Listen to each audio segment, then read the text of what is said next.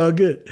So, so what I want to do is talk about like personal brand and the easiest way to build third-party credibility. Nobody, 2 years ago, when I would reach out to people and talk about getting people booked for speaking gigs or getting them on podcasts, nobody wanted to hear what I had to say. The minute I owned Speaker Hub, everybody wanted to hear what I had to say. Why? Because they knew the brand Speaker Hub more than what they knew me, right? They knew somebody that was on Speaker Hub or they were on Speaker Hub and they didn't know me. So the brand Speaker Hub gave me some credibility in the marketplace, right?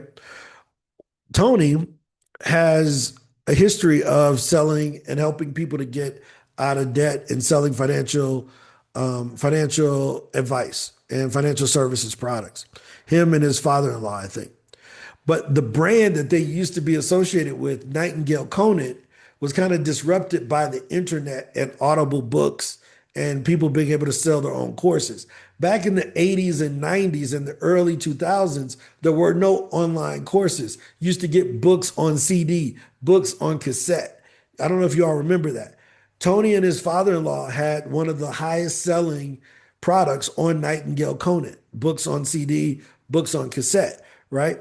But that was disrupted. So the people don't look to Nightingale Conant anymore, right? Now that you got to build a personal brand around who you are so that people understand more when you reach out to them why they should trust Tony. And one of the things that I can say about Tony, since even though revenue wise, he's accomplished a hell of a lot more than me, right? As an overall business owner, they've done way more revenue than what I've done, right? But despite that, he knew that I was good at a certain thing and he respected the work that I did. So he's always been coachable in a space where most people would be arrogant assholes to say, this guy can't tell me nothing. We've all dealt with someone who's made more money than us, but then they act like the expertise that we have is diminished. Cool. Every billionaire listens to their doctor who don't make billions of dollars if they want to live.